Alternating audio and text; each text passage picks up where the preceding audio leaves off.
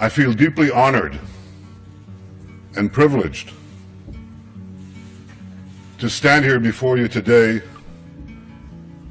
representing the citizens of the State of Israel.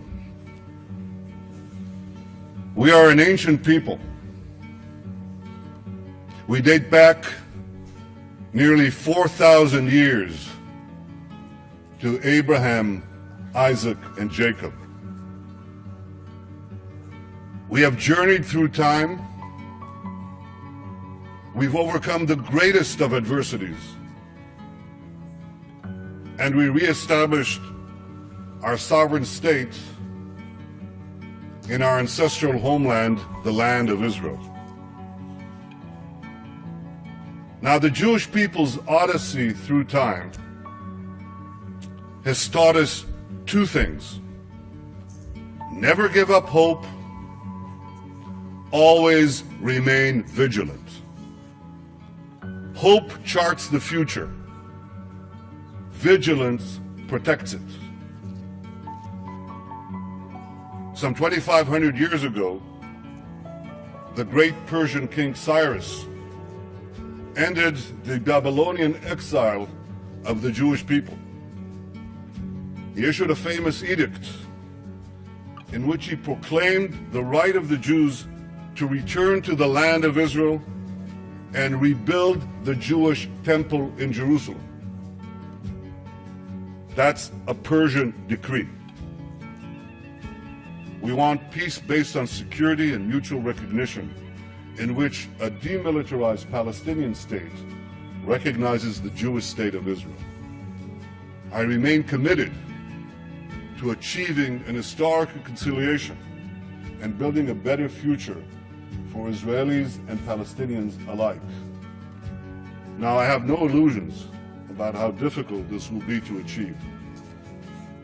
20 years ago, the peace process between Israel and the Palestinians began. 6 Israeli prime ministers, myself included, have not succeeded at achieving peace with the Palestinians.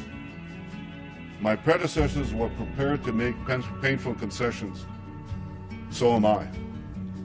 But so far, Palestinian leaders haven't been prepared to offer the painful concessions they must make in order to end the conflict. For peace to be achieved, the Palestinians must finally recognize the Jewish state, and Israel's security needs must be met. I am prepared to make an historic compromise for genuine and enduring peace, but I will never compromise on the security of my people and of my country, the one and only Jewish state.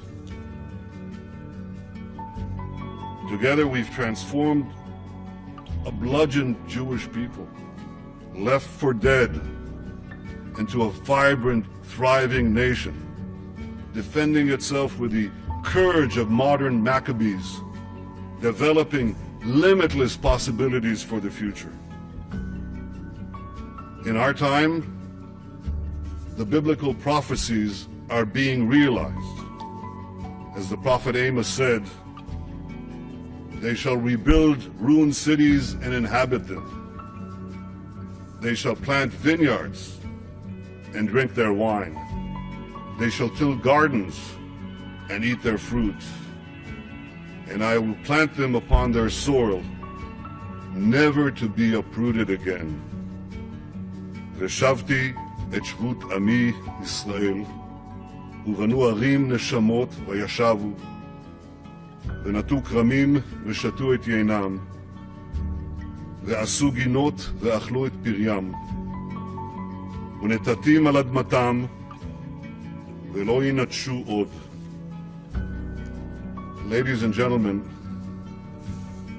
the people of Israel have come home, never to be uprooted again.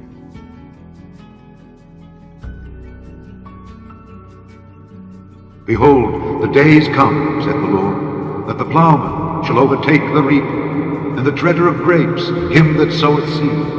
And the mountains shall drop sweet wine, and all the hills shall melt. And I will bring again the captivity of my people of Israel. And they shall build the waste cities and inhabit them, and they shall plant vineyards and drink the wine thereof. They shall also make gardens and eat the fruit of them. And I will plant them upon their land, and they shall no more be pulled up out of their land which I have given them, saith the Lord thy God.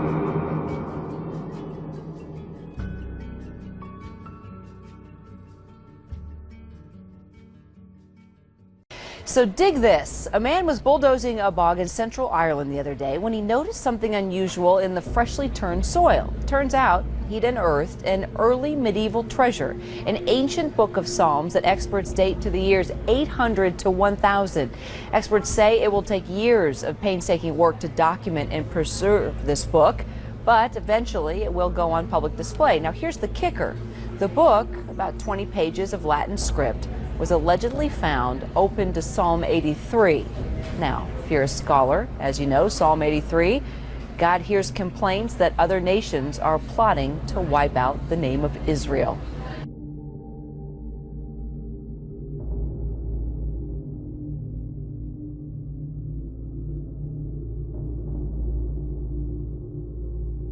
The burden of the word of the Lord for Israel, saith the Lord, which stretcheth forth the heavens and layeth the foundation of the earth and formeth the spirit of man within it. Behold, I will make Jerusalem a cup of trembling unto all the people round about, when they shall be in the siege both against Judah and against Jerusalem. And in that day will I make Jerusalem a burdensome stone for all people. All that burden themselves with it shall be cut in pieces, though all the people of the earth be gathered together against it.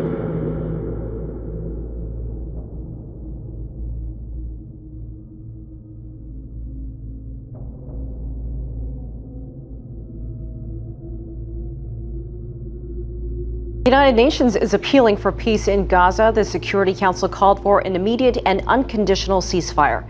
And the Secretary General says the Gaza Strip is in critical condition. The temporary weekend pause in fighting brought a brief respite to war-weary civilians. It also revealed how much the massive Israeli assault has devastated the lives of the people of Gaza. We saw scenes of indiscriminate destruction. Some described it as a man-made hurricane, a whole neighborhood reduced to debris, rubble, blocks of flattened apartment buildings, scores of bodies still buried under mountains of twisted wreckage. The death toll keeps climbing. The fighting has claimed well over 1,000 Palestinian lives, most of them civilians, hundreds of them children. Hamas rocket fire has claimed the lives of 3 Israeli civilians. At least 16 Palestinian civilian deaths and more than 200 injuries came as a result of an appalling assault on a UN school in Beit Hanun.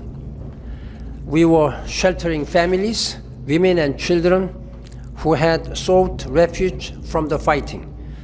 Ongoing hostilities have prevented establishing conclusive responsibility. It is imperative to do so and to have accountability for this outrageous crime.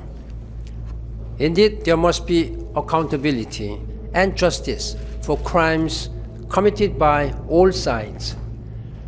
Today, we are continuing to work toward establishing an unconditional humanitarian ceasefire, one that could honor Eid, which begins now, and that will stop the fighting, allow desperately needed food and medicine and other supplies into Gaza, and enable Israel to address the threat which we fully understand and which is real, the threat posed by tunnel attacks, and to be able to do so without having to resort to combat. That is what could come from a ceasefire. We believe the momentum generated by a humanitarian ceasefire is the best way to be able to begin to negotiate and find out if you can put in place a sustainable ceasefire, one that addresses all of the concerns, the long-term concerns as well. Begin to talk about the underlying causes of the conflict in Gaza, though those obviously will not all be resolved in the context of a ceasefire, a sustainable ceasefire discussion. But it is important to try to build, to begin, and to move in a process. And that's what we're trying to achieve. That is the only way, ultimately, this conflict is going to be resolved. Hopefully, if we can make some progress, the people in this region who deserve peace can take one step towards that elusive goal by stopping the violence which catches innocents on all sides in the crossfire and begin to try to build a sustainable way forward. We also believe that any process to resolve the crisis in Gaza in a lasting and meaningful way must lead to the disarmament of Hamas and all terrorist groups. And we will work closely with Israel and regional partners and the international community in support of this goal. So we continue to have these discussions. Our discussions over there succeeded in putting a 12-hour humanitarian ceasefire in place. Well, this has been the strongest push yet from the United Nations, a real concerted effort to try and find peace in Gaza. First, we had the Security Council meeting to call for an immediate ceasefire, and then the Secretary General, Ban Ki-moon, made a direct appeal to the Israeli and Palestinian leaders, calling on them to show humanity. But so far, it seems the UN's calls to lay down arms have gone unheeded. A few hours before, the UN Security Council met in New York at a hastily arranged midnight emergency session. Members are hoping for a break in the Middle East fighting to deliver humanitarian assistance. This was the Security Council's strongest call yet to try and end the violence in Gaza. But even so, there's some disappointment that they only managed to muster a presidential statement rather than a weightier, more formal resolution. Israel's ambassador condemned the Palestinian militant group Hamas for failing to honour previous ceasefires. Israel agreed to 5 ceasefire proposals. Hamas rejected or broke all of them, even the ones that they requested by themselves. Every single time the international community called for a ceasefire, we seized and Hamas fired. The problem is that this presidential statement from the Security Council isn't quite what everyone was expected. When we all broke last week, at the end of last week, we were expecting to have a resolution put forward. A draft resolution was being circulated amongst all of the member states, but it seemed that some of them were unhappy with the language and wanted it watered down, and therefore we have this statement. The problem is that resolutions are much weightier. They're legally binding. A presidential statement is quite simply a suggestion. It's just words on a bit of paper. And at this stage, it seems that the Israelis and Hamas don't want to pay any attention to that suggestion from the Security Council.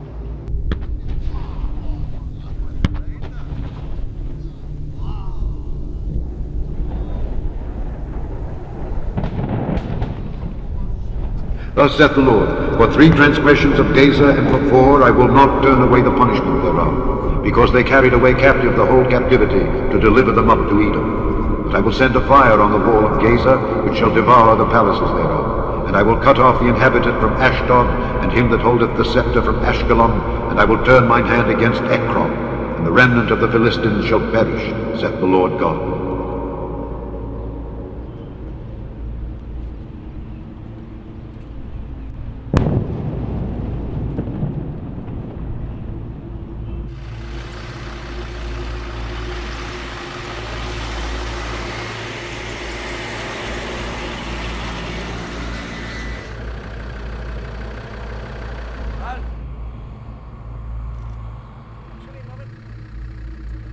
Keep not thou silence, O God. Hold not thy peace, and be not still. For lo, thine enemies make a tumult, and they that hate thee have lifted up the head. They have taken crafty counsel against thy people, and consulted against thy hidden ones. They have said, Come, and let us cut them off from being a nation, that the name of Israel may be no more in remembrance. For they have consulted together with one consent. They are confederate against thee. The tabernacles of Edom, and the Ishmaelites, Moab and the Hagarenes, Ebal and Ammon and Amalek, the Philistines with the inhabitants of Tyre. Asser also has joined them. They hope in the children of Lot. Selah.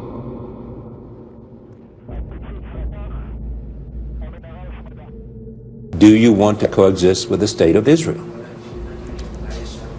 Do you want to represent, do you want to recognize Israel as a Jewish state? No.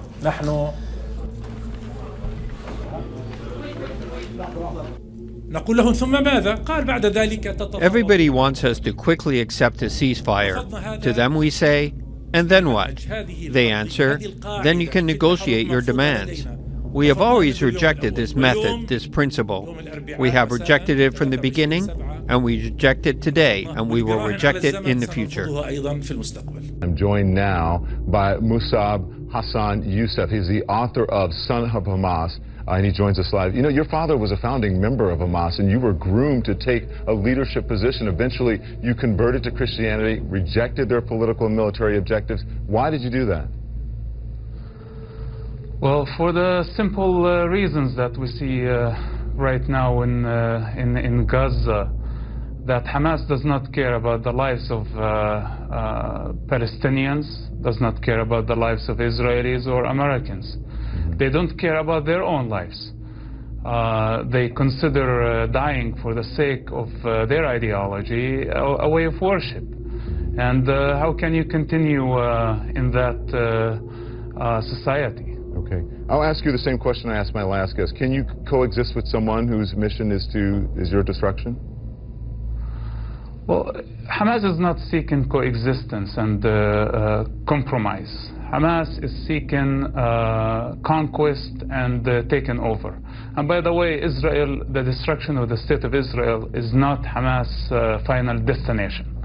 Hamas' final destination is building the Islamic Khilafah, which means an Islamic state on the rubble of every other civilization. These are the ultimate goals of the movement. Musab, you say in your book that Hamas targets civilians as a tool of war. Tell us about the Hamas that you know from growing up in the West Bank. Well, in the mosques, Hamas taught us that without shedding innocent blood for the sake of the ideology, we won't be able to build an Islamic state. They were preparing us from the age as young as 5 years old. This is the ideology that Hamas was feeding us. And honestly, it's impossible almost for anybody to break through and see the truth of and real face of Hamas and be able to leave at some point. As you see in my case, I had to lose everything just to say no to Hamas. And today when I look at the children of Gaza and I know what they are fed, I know that they have no choice. Yeah.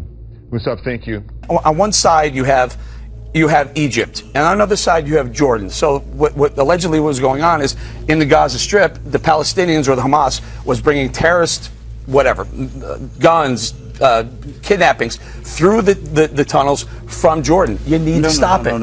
No, through Egypt and Jordan. Sure, Bob. There's only two other sides. One's water, the other's Israel. I don't want to correct you, but Jordan is way. Yes, but they were saying that they were bringing people, the tunnels under the border and getting people from Jordan all the way and missiles. Absolutely. Iran and Syria are supplying missiles. You laugh all you want. I'm not laughing. After the show, you can Google it, or you can call the brain room and find out.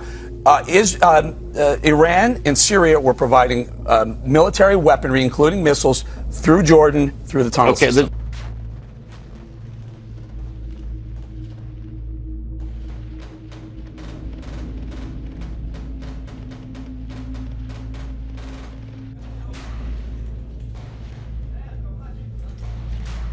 Seek ye the Lord, O ye meek of the earth, which have wrought his judgment.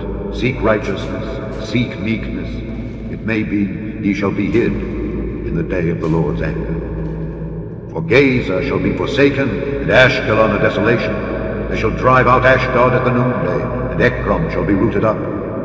Woe unto the inhabitants of the sea coast, the nation of the Kerethites. The word of the Lord is against you. O Canaan, the land of the Philistines, I will even destroy thee, that there shall be no inhabitant. and the sea coast shall be dwellings and cottages for shepherds, and folds for flocks. And the coast shall be for the remnant of the house of Judah, they shall feed thereupon. In the houses of Ashkelon shall they lie down in the evening, for the Lord their God shall visit them, and turn away their captivity.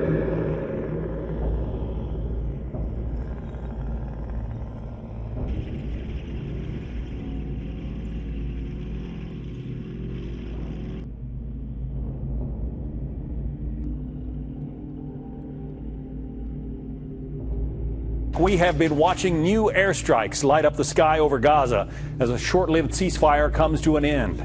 Israel reports it resumed airstrikes after Hamas militants fired rockets from Gaza following a short break in the fighting at the United Nations urging. Israeli soldiers say militants also slipped into the country through tunnels and opened fire on soldiers. John, it certainly is. Just the past few hours or so, we've seen a pretty significant escalation in the fighting here, particularly after the weekend, which was fairly calm compared to what we saw last week. And just in the last few hours, we've heard outgoing Hamas rockets. We've seen Israeli airstrikes and artillery. We've also been hearing small arms fire. So the fighting is definitely picking up here. This as the ceasefire and the sort of unofficial truce seem to have essentially crumbled in the last few hours. Now, Israel is also conducting military operations trying to remove those tunnels. We are also hearing about some airstrikes or some reported explosions at this Gazan Shefa hospital, where there's also a park and a medical facility there. Reports there say there was an explosion. Hamas says it was an Israeli airstrike. Israel says no, this was a Hamas rocket that essentially landed in the wrong spot. But what we do know, as they argue about who's responsible, is that 10 people were killed, including 9 children. So the fighting here beginning to impact civilians yet again, something we saw a lot in the last week or so, John. And civilians are being told by Israel to flee the northern part by text message of Gaza. But where they're supposed to go, John, is not really clear. As we've seen in the past few days, these safe havens are not very safe, John. Connor, what more do we know about these militants who supposedly entered Israel?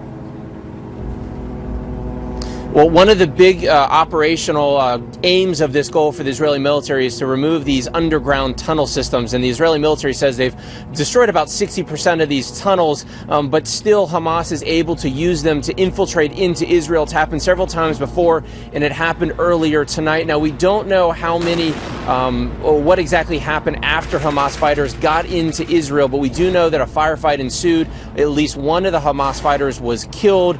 We understand there may be casualties as well on the Israeli side. So as Israel continues to focus on these tunnels, Hamas is also using them to sneak into Israel. It is a major concern for the Israeli military, and that's a primary goal right now of trying to destroy these tunnels, John. That's publicly available information. It's kind of an important fact for your reporter to mention. And in addition to that, he may have wanted to mention a statement that was made not by the Israeli ambassador, not by the spokesman of the IDF, but by the UN Secretary General yesterday. And I want to read you what he said yesterday, not last year, yesterday. He said this: the Secretary General is alarmed to hear that rockets were placed in an UNRWA school in Gaza and that subsequently these have gone missing. He expresses his outrage and regret at the placing of weapons in a UN-administered school. By doing so, now listen, Aaron, exactly what he says. By doing so, those responsible are turning schools into potential military targets and endangering the lives of innocent children, UN employees working in such facilities, and anyone using the UN schools as shelter. This is yesterday. Do you not think that it's relevant to report on CNN that the Secretary General of the United Nations yesterday warned against the use of UN schools and shelter for rocket missile depots of Hamas? And Ambassador, it is relevant. And let me ask you this, because of what you said. But Aaron, I've been listening for 2 hours of reports on CNN. I have seen split screens, horrible pictures that any decent human being would be horrified by. I have not heard a single person say what I just said to you now. And I think that that does a disservice to your viewers to not give them the context they need to make these judgments. Hamas is placing missile batteries in schools, in hospitals, in mosques, and there must be outrage by the world at Hamas to end this. Obama administration officials are defending Secretary of State John Kerry's bid to secure a ceasefire. a bid that failed over the weekend with an Israeli rejection. The United Nations Security Council is also calling for an immediate and unconditional truce between Israel and Hamas. As correspondent Connor Powell reports from Gaza City, despite efforts to get another deal to the table, the fighting continues. The lull broken, the conflict resumed. Hamas fired rockets across the border, while Israeli jets pounded Gaza. A brief calm in the fighting, all but forgotten. Civilians once again paying the price. Explosions rocking a park and a medical building near Gaza's main hospital today. Both Hamas and Israel blamed each other. At least 10 Palestinians were killed, 8 of them children. Dozens more were injured. Despite the international pressure to stop the fighting, most Israelis support the war. A poll by the Jerusalem Post newspaper said 86% of Jewish Israelis oppose the ceasefire. There is no more just war than this one that our heroic sons fight. But Hamas remains defiant, insisting on its conditions for a ceasefire. Our people actually lived under the siege of 8 years. This is a collective punishment. We need to lift the siege. We have to have a port. We have to have an airport. In a sign of a possible expansion of the military operation, Israel sent text messages to residents in northern Gaza, warning them to flee the fighting, even though designated safe areas have proven to be dangerous throughout the conflict. And Israeli planes dropped leaflets in Gaza with a list of Hamas fighters killed. They aim to get people afraid, this man says. No one cares. I think the paper's silly. It doesn't mean anything to the people. Israeli soldiers continue to attack Hamas's vast tunnel system. Commanders say they've destroyed 60% of the underground network. But Hamas fighters were able to infiltrate into Israel today. Both sides suffered casualties. 4 more Israeli soldiers were killed in a mortar attack. Meanwhile, in Washington, Secretary of State John Kerry said the U.S. will continue pressing both sides to halt the fighting. KT McFarland joins me now, Fox News national security analyst and a former Deputy Secretary of Defense in the Reagan administration. KT, welcome. Hi. Very clearly yesterday on Fox News Sunday, both sides laid out in this. Where are we going here? Well, there will eventually be a ceasefire. I don't think it's going to be in the next 48 hours. Now, why?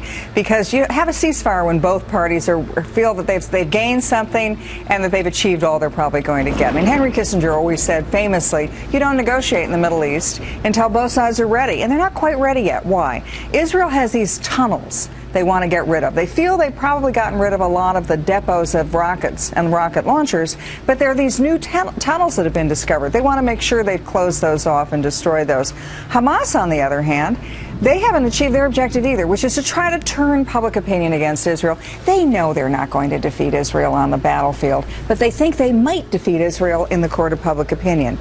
But how do they do that? Only by showing a lot of civilian casualties so that they can paint Israel as the aggressor, and the world then isolates and turns against Israel by doing things like divesting in Israeli stocks or calling Israel genocidal killers. And primarily what their goal is to drive a wedge between the United States and Israel. So maybe the United States slow walks any kind of military assistance to Israel for the Iron Dome, for example. I was reading some of the Israeli newspapers this morning and so critical of John Kerry in many of these papers. How do you think he's doing? Well, he had said, remember, at the beginning of his tenure as Secretary of State, he said, my main objective is going to be get peace between Israel and the Palestinians. And that hasn't worked out real well, right? They're killing each other. They're fighting. Peace is further away than ever. So I think part of it is that the raised expectations that he was unable to deliver on. And secondly, what is his role in this? I mean, maybe there will be an American role to play, but right now it's Egypt that's offering the peace agreement, and the Secretary of State historically in any kind of Israeli-Palestinian problem, they offer the checkbook, and we're not quite there yet. Yeah. You know, when you look at what both sides want, as you say, the tunnels to be destroyed, Israel wants, and Hamas is talking about, and as the woman that Chris Wallace spoke to over the weekend, she said there's several resistance groups, not just Hamas, and she said, you know, they really want to have their borders opened up because they feel like they're living in a prison, and then Benjamin Netanyahu said, yeah, well, if we open the borders, they're going to bring in more concrete, build more tunnels. I mean, it's hard to imagine, KT, how you ever get to any kind of real conclusion or agreement here. And I think that's the objective. If people realize that, and so nobody's looking for a lasting peace as much as they're looking for peace to buy a couple of more years of calm, as the Israelis say. One thing that, though, that's really struck me is if you watch these interviews, what do you see? What is the split screen? What's the visual that you take away? Well, you have the Israeli politician talking, and then on the other screen, you have the dead women and children in Gaza, where you have the civilian casualties. Hamas is doing this very cleverly. They're not putting Hamas military leaders out to talk, because what's the question we'd all want to ask them? Why are you putting children in front of your missiles? Right. Why are you putting missiles, according to the UN, you're putting missiles in the basements of schools? Why is your headquarters in a hospital first floor? Those questions never get asked. Instead, what we see is the pictures. And that's how Hamas thinks they can continue to prevail. They know they won't do it militarily, but can they turn the world against Israel? Yeah, Mike Rogers was talking about Iran's involvement with Hamas over the weekend, and what appears to be an emerging competition. Qatar wants to get involved too and help out Hamas. How dangerous is that collective? Well, that to me is the key. You've asked the key question, which is what happens when all of these anti-Israeli groups get together. If Iran gets together with Hezbollah, with Hamas, with even the Al-Qaeda, they all want the destruction of Israel. You even had the supreme leader of Iran just last week saying the world's going to be a better place without Israel. And so what happens if they all get together and gang up on Israel, and Israel remains isolated in a very dangerous neighborhood at the same time that the Europeans, that the Americans walk away from Israel? That, to me, is the worst possible outcome of all of this, and the prescription for, a major Middle East conflict. Is there anything that, the president's been criticized a lot for not showing enough leadership in this situation. Is there anything that he can do at this point that would make a difference? Well, I think you support the Israelis' right. You don't just say, oh, Israel has the right to defend itself, but you give Israel the means by which to defend itself. Help them resupply their Iron Dome facilities. Don't cancel flights. Don't let Israel become so isolated from the world community that talented Israelis leave. That's another thing people are worried about. Will there be a brain drain of talented Israelis who say, I'm an Israeli, but I've got dual citizenship, and I just don't want my family to be subjected to this. Right. Incredible. KT, thank you very much. Good to see you as always.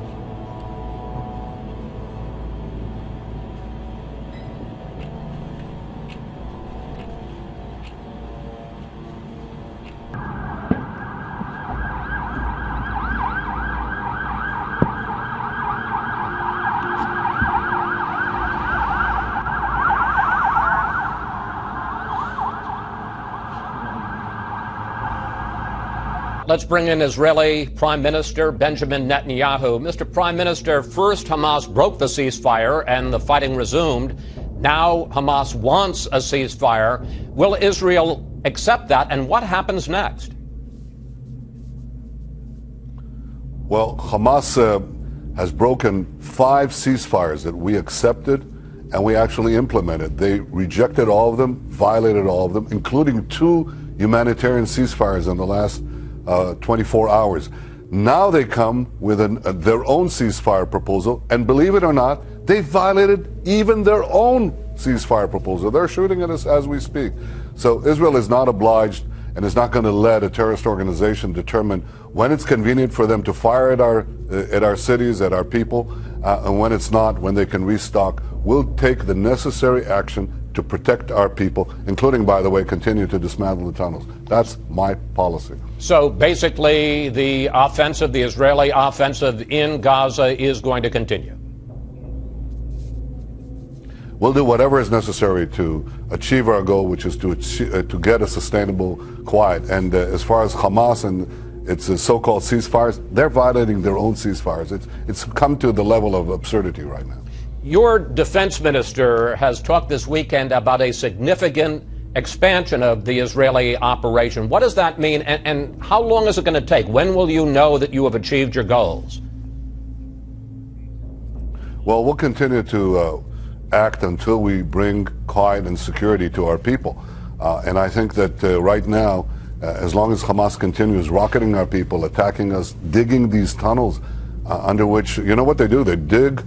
They got money from the international community to build kindergartens. They took that money and built tunnels, dug tunnels to blow up our kindergartens. So we have to dismantle that, and we are. And we'll continue to do it until we achieve our goal of having this security that we can bring to our people. I hope it's as soon as possible, obviously. Mr. Prime Minister, Gaza officials say now that more than 1,000 Palestinians, the vast majority of them civilians, have been killed. International opposition to your operation, as you well know, is growing.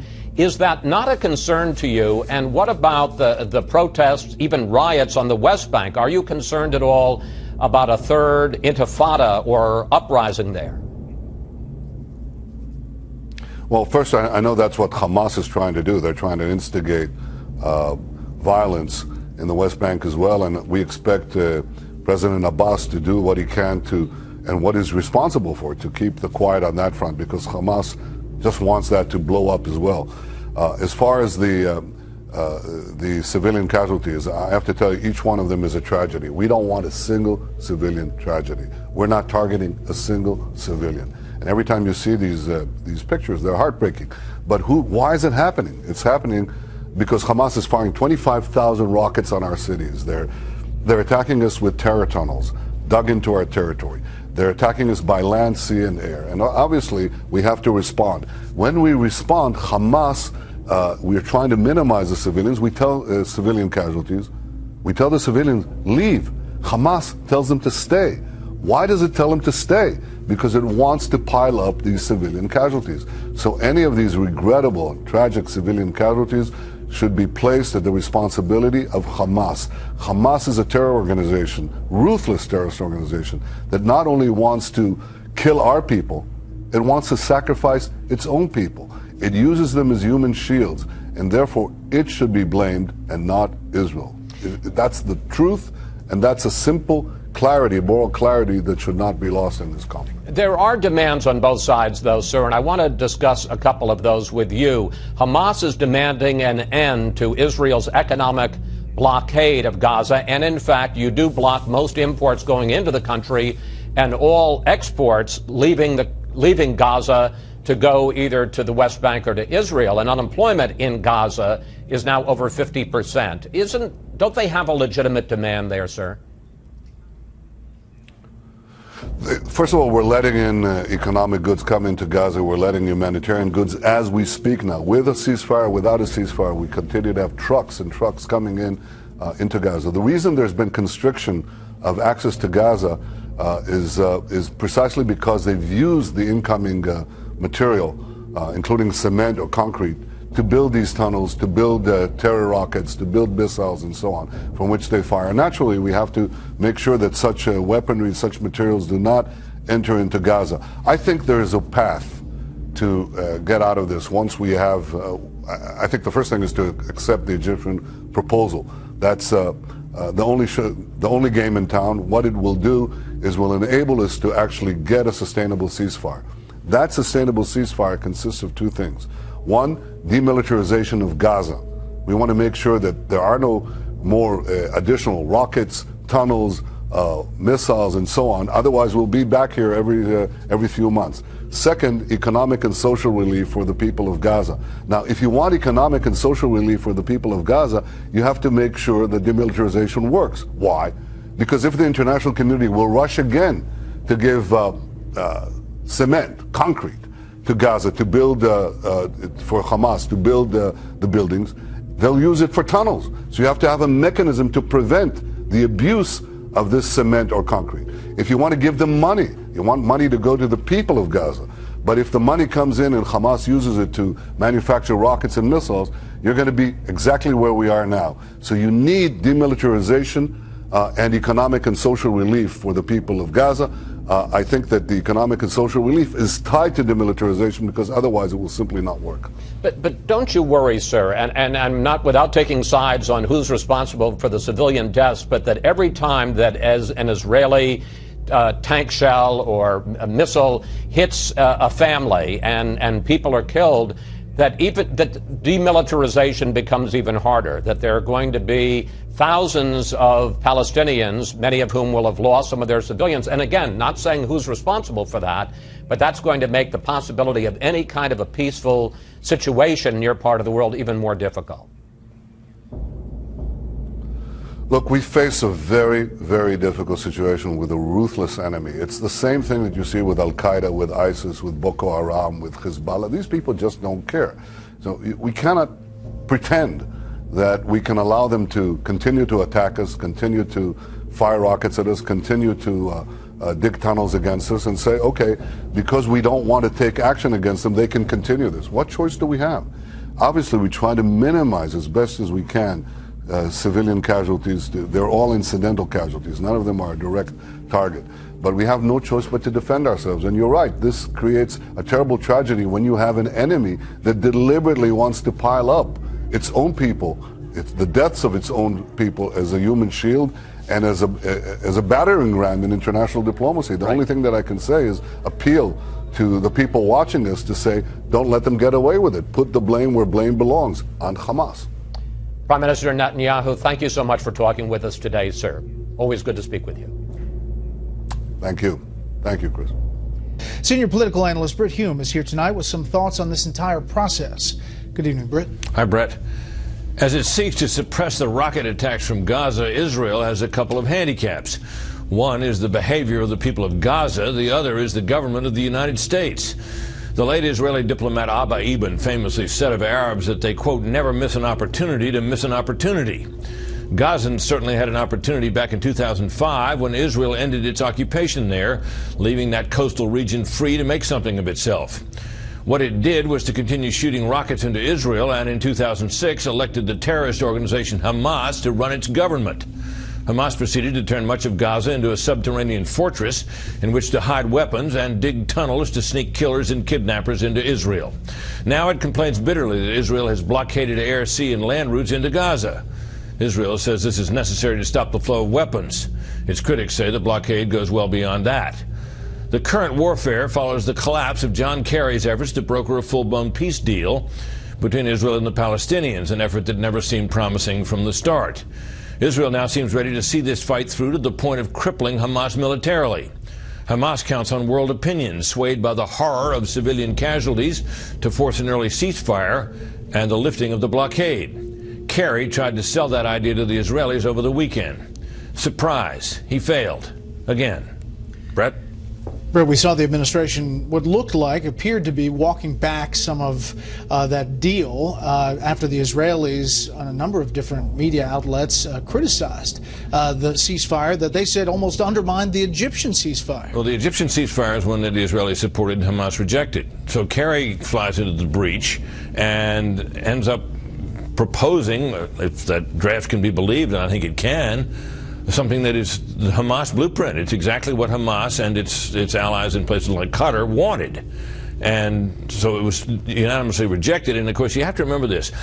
Public opinion tends to go against Israel worldwide, but not in the United States. The United States public opinion is about where it's always been in this conflict, and as in previous conflicts. So when an American administration gets out ahead of itself and it seems to be operating against Israel, you'll see something like we saw today with the administration saying, gee, we didn't really mean that, or they didn't put it that way, but that's what it comes down to. It was a blunder. Thank you. You bet.